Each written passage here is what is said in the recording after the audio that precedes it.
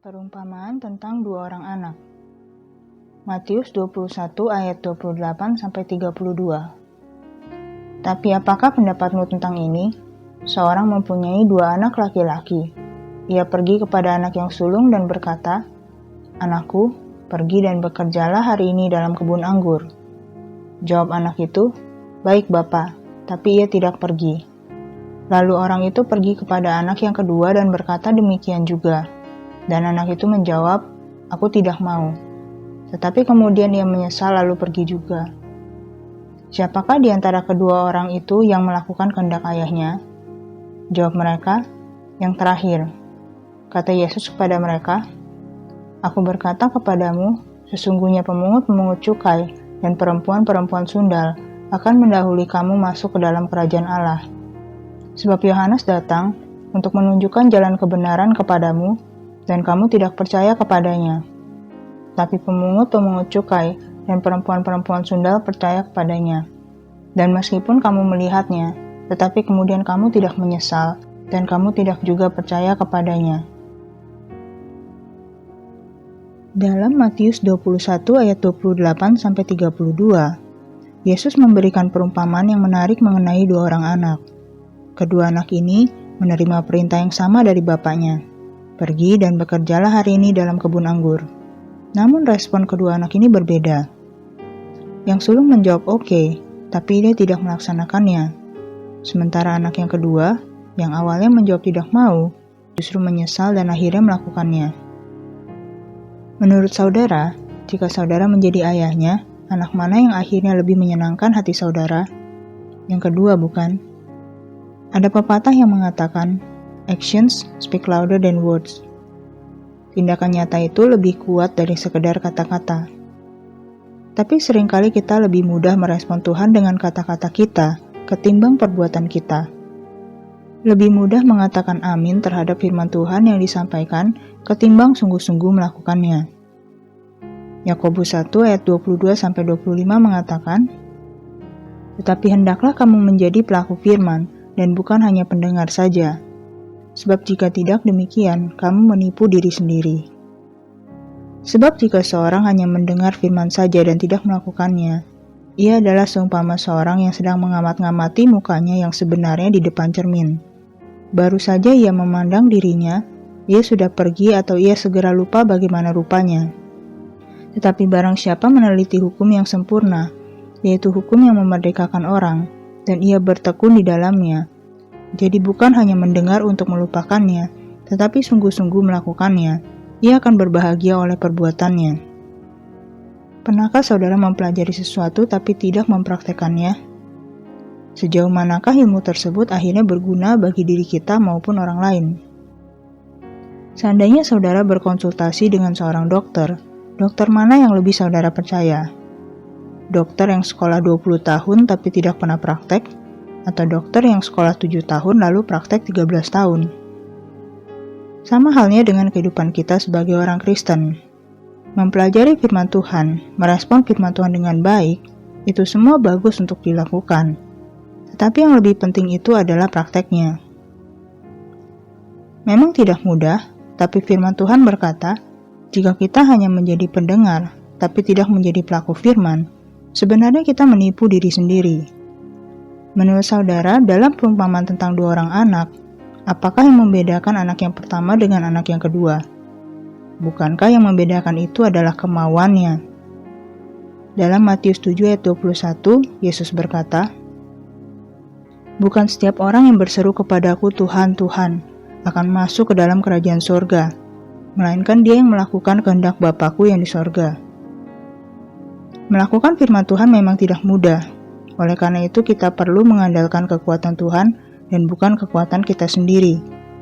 Tapi milikilah kemauan untuk melakukannya. Karena pada akhirnya, yang menyelamatkan kita bukanlah seberapa banyak yang kita tahu, melainkan seberapa besar ketaatan kita terhadap firman Tuhan. Seringkali kita tidak menyadari bahwa ketidaktaatan kita adalah penghalang bagi berkat-berkat Tuhan. Bukan itu saja, seringkali ketidaktaatan itu juga merupakan faktor mengapa seorang tidak bertumbuh di dalam Tuhan.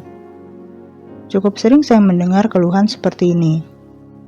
Saya sudah ikut ibadah bertahun-tahun, tapi saya merasa iman saya tidak bertumbuh.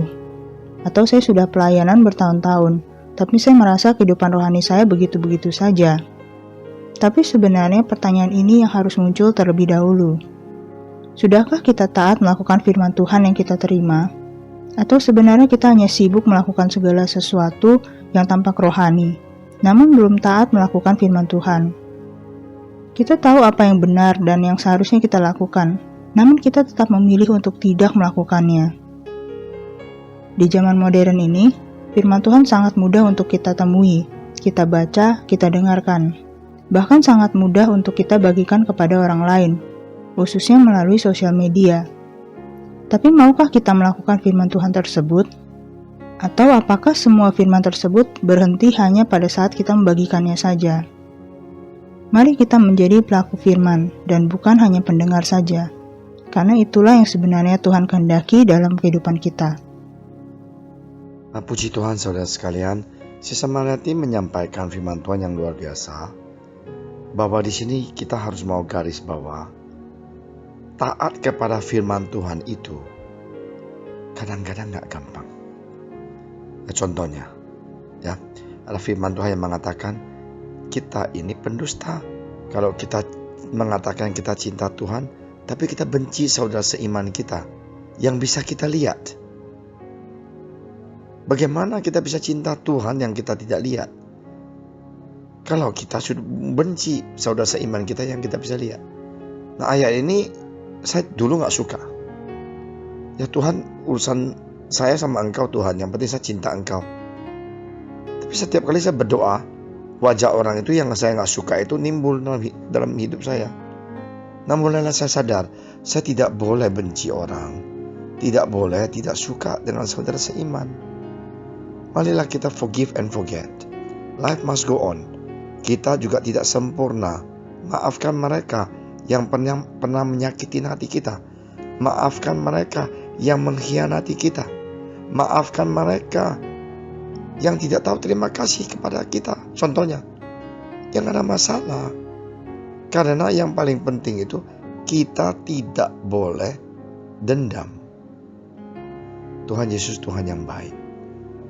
Dia adalah Bapa kita yang mau mendidik kita supaya kita dewasa di dalam Dia, supaya kita bisa membawa terang ya di dunia ini, menjadi terang untuk jiwa-jiwa orang yang hidup dalam kegelapan.